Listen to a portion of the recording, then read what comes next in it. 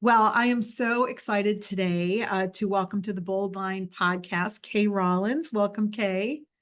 Hey, good to see you, Pam. Oh, wonderful to see you too, my friend. Let me start by saying a little bit about you so our listeners know more about you. Kay Rawlins is the founder of Orlando City and Orlando Pride soccer teams, we are so proud of here in Central Florida, and currently serves as the Senior Vice President and Club Ambassador. Go Pride. She grew up in Stoke, England, which is in the northern part of England, where her passion for soccer started by cheering on Stoke City matches. That's pretty cool. She moved to the US in 2004. So you're a US, you're a native now, and to Orlando in 2011 to start Orlando City Soccer team. One of the most poignant moments in her tenure with the club was helping to start and nurture the women's team, the Orlando Pride, the first professional women's soccer team in Florida. Kay has a diverse career experience from working in banking and owning two preschool centers in England, and she is passionate about supporting and encouraging women, especially those starting out in their career. She is a founding member of WISE, Women in Sports and Events, which includes a formal mentoring program. She loves to travel. We definitely have that in common, and has visited more than 40 countries. Wow, that's incredible. And dining out with friends and trying new restaurants is a passion. That's one of my passions too. And I'm so excited to have you as a part of the podcast, Kay. We had a chance to get to talk to each other last Thursday because we were both headed to Fort Lauderdale to be honored by a national organization, the Women's Edge, for the Orlando Pride and for CareerSource Central Florida for women-led businesses, which is really cool. And I learned that actually where you're from is very close to where my daughter lives. My daughter lives in Glossop, UK, which is up near Manchester. Yes. Yeah. Do you miss the UK? I miss the people. Yeah, yeah. I've been in the States, like you said, since 2004. So, this is my home and this is where my life is. Yes. But it's so easy to travel from Orlando. So I go back on a regular basis, and I actually just had all four of my kids and my five grandkids here in Orlando for a wedding. So Oh, that's wonderful. they were all here for 2 weeks. So it was great. So, and technology is a wonderful thing. Yes. FaceTime with my kids and my grandkids all the time. So Yes. I find the 5 hour time difference is the biggest challenge. Like my daughter, is 5 hours ahead. So often we have very early morning conversations, early morning for me, right? sure. Right. Yeah. I also wanted to ask you, when I'm originally from the Buffalo area, New York State, and I have so many favorite foods that I love to eat, especially buffalo chicken wings from Buffalo. Do you have anything of favorite from your part of England that you miss or that you make for yourself here? I know everyone always talks about fish and chips, but to be honest, a really good curry is Mm. also a staple now of the British diet. Yeah. So, curry's definitely one. I'm always on the search either for a really good restaurant, or one of my sons is an excellent cook. And when he comes over, he makes from scratch meals, and curry is one. Wow. Yeah, Wow. he's That is really, very cool. I yeah. love that. I love that. So tell us a little bit about your career journey. Part of Bold Line is helping people to understand how career journeys happen and what made you make the choices that you had as your career progressed. What did you want to be when you were a little girl? Professional athlete. Ah, But I mean, it always makes people smile a little bit. I represented my school at 5 or 6 different sports, but not soccer. oh, Girls, wow. yeah, girls didn't play back then, certainly not in school or college settings. So it was the one sport I never actually played. But I think one of the things I love saying to people is that most people's careers are not linear.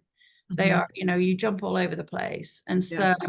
I actually left school at 17. I was Mhm. going through a bit of a rebellious stage.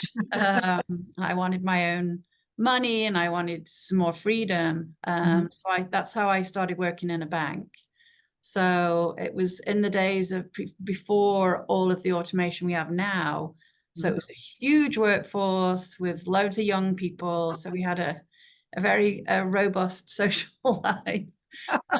It was a lot of fun. Wow. So I met my husband there and left the bank when I had my first child. Followed pretty quickly by a second one. There's only about 18 months between my kids. And that was when I realized I loved looking after kids. I enjoyed educating kids. So I started volunteering at the preschool that my youngest was going to. One morning turned into two, turned into more and more and more. And then the owner of the preschool saying she wanted to retire. And if she paid for me, would I go to college? She thought I was the best person to take over. So at 31, I finally went to college. I got an early childhood education degree, a business management degree, and ended up with a partner buying the preschool. And then we very quickly opened a second one. We couldn't cope with the demands that we had. So we opened a second one.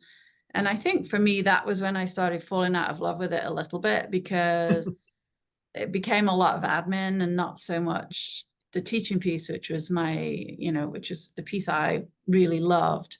Yes. It also coincided with some marital issues, and then a childhood sweetheart coming back into my life who was living in America at the time.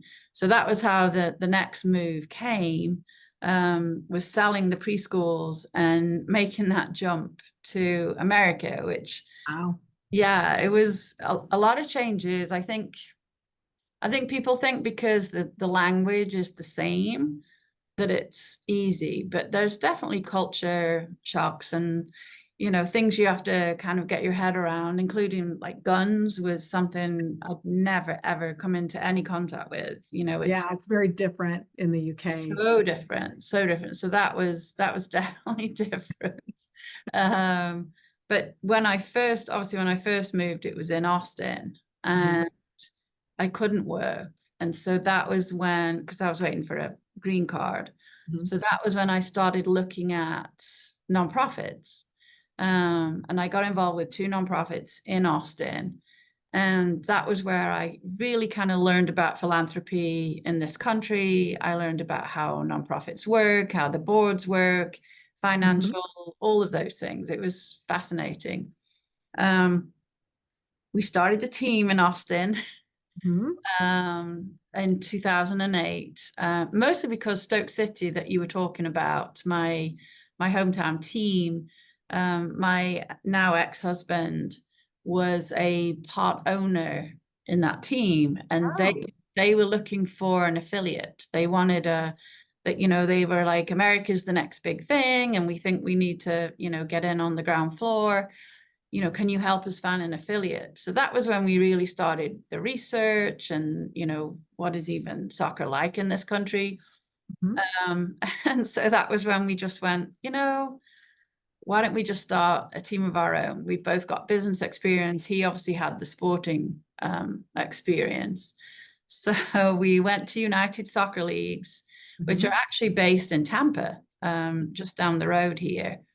And said, we think we want to start a team, blah, blah, blah. And yeah, that was how it happened. Wow. I haven't heard that part of the story. That is really cool. Of course, the rest of the story is Orlando City, of course, here in Central Florida, the Lions, and we have incredible local pride around the Lions, of course, too, and the city has really embraced that. But then talk about your leading and starting the Pride, the women's side of soccer.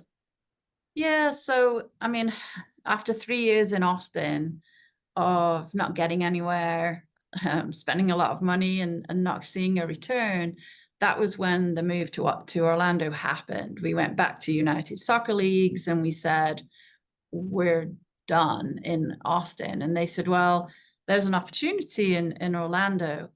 And by that point, we were thinking, if we're going to do this, let's just go big. And so we looked at the map of the US for Major League soccer teams and realized there was nothing at that time in the South. So we were fairly sure Orlando was a good option. And so we moved here in 2011. And at the very first press conference, we said, we're minor league now, but we're going to be major league in 5 years, which we were. So 2015 is when we played our first game. It was at the Citrus Bowl, Camping World Stadium, 62,500 people, which still kind of blows my mind. a little bit. But that very same year is when NWSL, the women's league, came to us and said, we would love you to have a women's team. And we're like, absolutely, you know, we really want one. You know, we're probably a few years away from doing that. And they went, no, no, no, we need you to have one now, well, next year. And, you know, we're in the middle of starting to build a new stadium. We just launched the MLS team and ramped up the number of staff that we had. But they said, well, you know, we can give you Alex Morgan. And we were like, yeah, exactly. Okay. So obviously the plan was always, I mean, it was a big dream to have a women's team. We just didn't know it was going to happen quite so quickly. So yeah, 2016 is when we launched the Pride. Wow. So with Alex Morgan. Yes, with Alex Morgan. And look what you've done. Look at 2024, right? Yeah, what an amazing year. And, you know, it's, you know, we had, let's just call them a few years in the wilderness where we weren't doing so well and we weren't winning, and, you know, you start losing your supporters. This last year, having such an incredible year, we're on the way back again now. You know, we're on the rise again. People are starting to come back to games. There's just been a huge shift in women's sports, full stop. People are paying attention. Sponsors are coming on board. The media are paying attention, and the media deals get better every year as well. Not just in our sport. You know, WNBA is a huge example of that as well.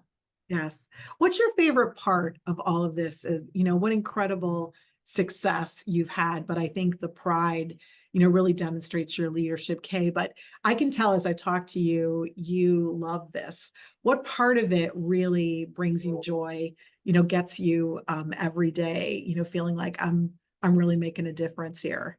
Yeah, there's so many. I think some of them is seeing young people at the games, just getting so inspired. And, you know, sometimes it's when they meet their idol and they, you know, manage to get a few words of them, get an autograph, get a photo, or when the players are out in the community, you know, talking to, like I say, especially to young people. That's amazing. I think also we bring together such a diverse group of people. If you come to any of our games, the men's or the women's, it's like the United Nations. You have, you know, people from every country, culture, background, social status, you know, sexuality, like everything. Everyone's at the games, and they're united. And, you know, we can we can be at odds on all kinds of different subjects. But when it comes to your team, you know, you see someone else wearing purple, or, you know, wearing the Pride or the city crest, and you're like, okay, we're friends. Like, we have something in common. And I just love that it brings people together. That is really cool. You know, I think about the games and what incredible momentum they've brought to the Central Florida area, and the games and the players are just one piece. I'm curious, you know, from a career perspective, what else goes into executing a game from different jobs? You know, there's a lot of people behind the scenes that actually bring this all to fruition, right? Yeah, I actually did a talk a couple of years ago for a girls' conference, and I've kind of kept the slideshow that I did for them, and I've added to it now. And I called it Beyond the Pitch. And I wanted them to know that, you know, 1% of people get to be a professional player. It's a tiny amount. Yes. You know, there's another amount that get to be the coaches. But every time we put a game on, there's this massive amount of people. There's like 200 odd people who work for us, and Wow. it's everything from, you know, brand alliances, which is, you know, sponsorship. So they're the people who, you know, bring on the beverages and the, you know, all the different kind of sponsorships that go into obviously helping to fund a team. Mhm. And then on a game day production, you know, videography, photography, someone has to cut the grass. Someone has to, you know, on a game day operation, someone has to make sure there's referees, that there is water in the coolers for the players, that the kits are, you know, hanging on the right, you know, with all the right names and the numbers on the back. You know, someone has to deal with the media. We have on site graphic designers. We have a Wow. I think we have 8 people in finance. You know, Mhm. if you're good with numbers, how fun to come and work in a, you know, an office where there's a soccer ball traveling around, well, soccer balls that travel around the office all Mhm. day. You know, social media, you know, someone has to sit on social media all day for both teams. You know, someone has to make sure that everything in the stadium is working, from light bulbs to the Wi-Fi, merchandise. I mean, I can go on and on and on. And then the teams themselves have kind of their own staff as well. So nutritionists. Mhm. You know, you've seen probably the players wearing like the GPS tracking systems. They Mhm. look a bit like a sports bra. Um, but that is tracking them. That is tracking their, you know, their movements, how far they run in a game. Now that's a job, because someone has to analyze that Right. data and then sit with the coach, with the, you know, the physical therapist, the nutritionist, and work out a personal plan for each player. So there Mhm. are dozens of jobs that are associated with a team. That's really neat. I think that is the piece that a lot of, to your point, only a small percentage are actually the players on in Yeah. front. So that's very, very, very cool. You talked about giving a talk about beyond the pitch. What other kinds of advice would you give to young women or men who are, you know, interested in getting involved in the sports industry or supporting the football industry in the United States or elsewhere, or even here in Orlando, as they think about, you know, wanting to be a part somehow of the Pride or the Orlando City Lions? Yeah, I know several of the colleges obviously offer, you know, sports management degrees. So that's definitely one. We obviously always have internships, and then teamwork online. I think most of the most of the sports teams across whichever discipline advertise jobs on there. So those are always worth looking at. You know, there's volunteer opportunities that you can do. And, you know, if you make a connection, ask if you can, you know, I've got a girl coming in who heard me speak at an event. She's 15, I think she is. Mhm. She just said, you know, can I come in and just see what the office is like? And Mhm. here are 2 or 3 um, areas I'm interested in. Can I chat with them? Of course. You know, if you go on our orlandocitysc.com and hit the club button, there's a drop down menu on there that says front office. So, Mhm. you know, it lists everyone who works here, but it also lists them, you know, under each kind of department that they work in. So sometimes it's just, you're like, oh, I didn't even think about, you know, a sports team that they need finance people. Mhm. You know, Mhm. I Right. think people think, and you know, I would say you don't have to have worked in sports or even played sports to work here.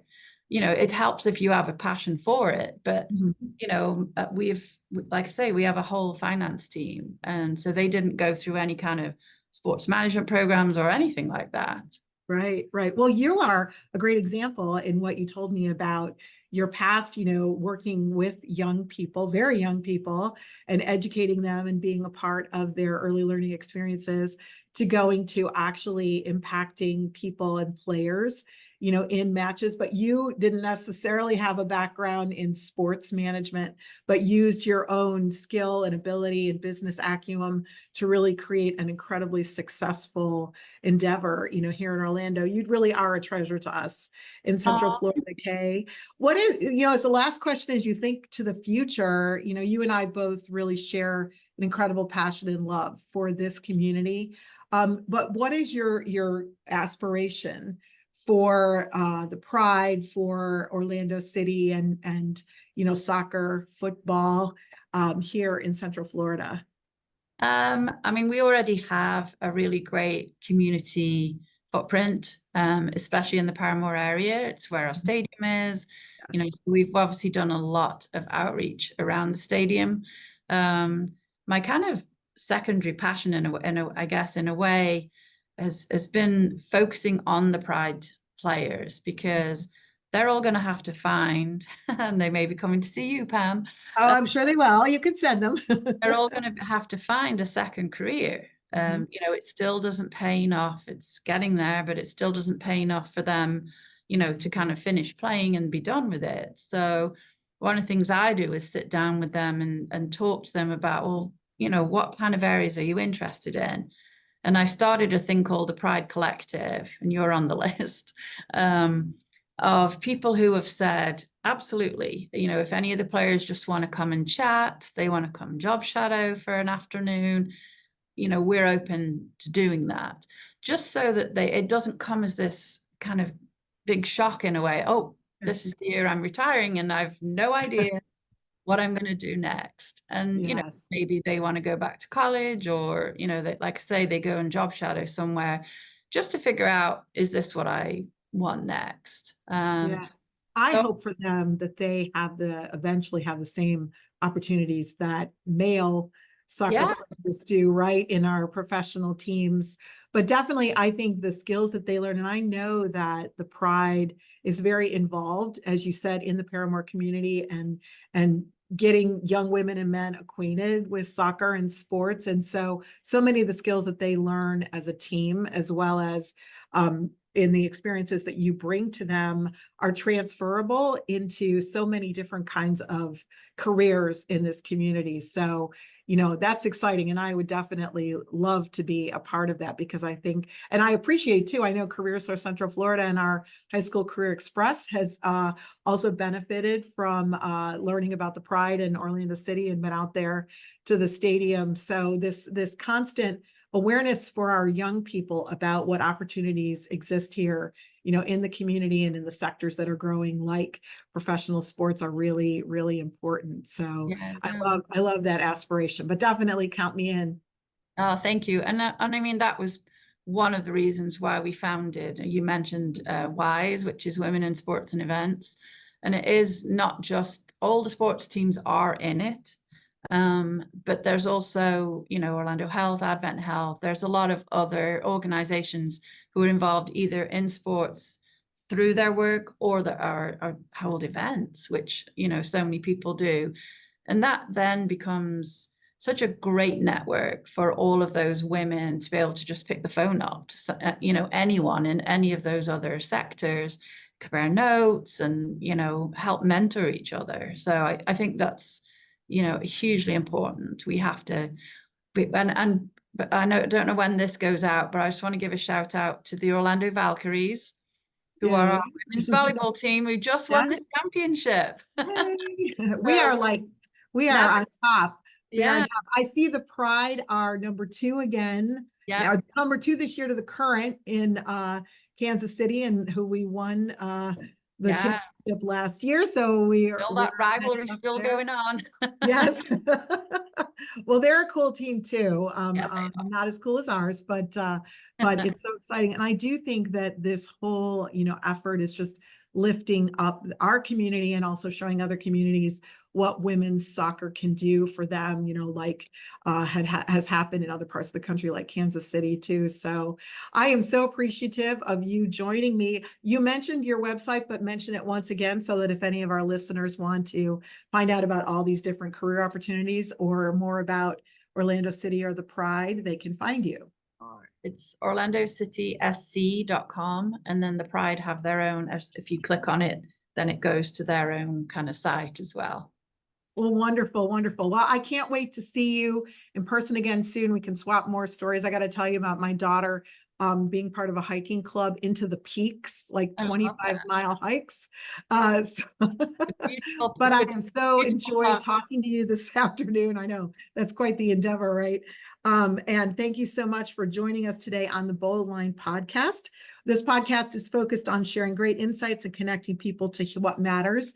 And also here at CareerSource Central Florida, we are focused on being brilliant at what we do, being innovative in offering solutions, to be resilient, to serve our community and beyond in dynamic ways, but most of all, to lead and inspire individuals, our staff and community. So thank you all for listening. Thank you again, Kay.